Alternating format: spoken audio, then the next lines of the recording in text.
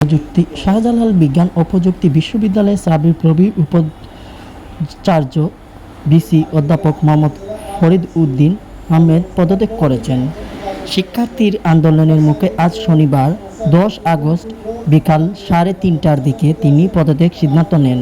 বিষয়টি বিকালে নিশ্চিত করেছেন সাবির প্রবির জনসংখ্যা শাখার কর্মকর্তা।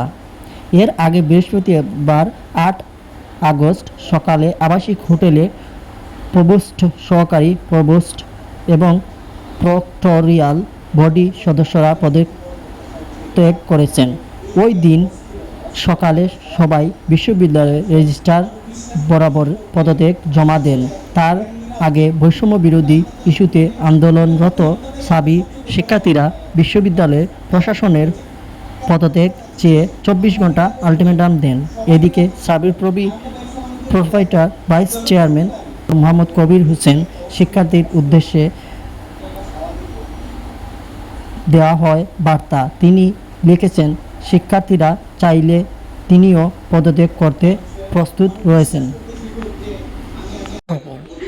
সিলেটে ট্রাফিক পুলিশ না থাকায় সিলেটের ট্রাফিক নিরাপত্তায় রয়েছেন বিভিন্ন স্কুল, কলেজ ও মাদ্রাসার শিক্ষার্থীরা এবং আনসার সদস্যরা। তাদের এই কাজ দেখে সাধারণ জনতার মুখে হাসি আবারও ফিরে এলো। সবাই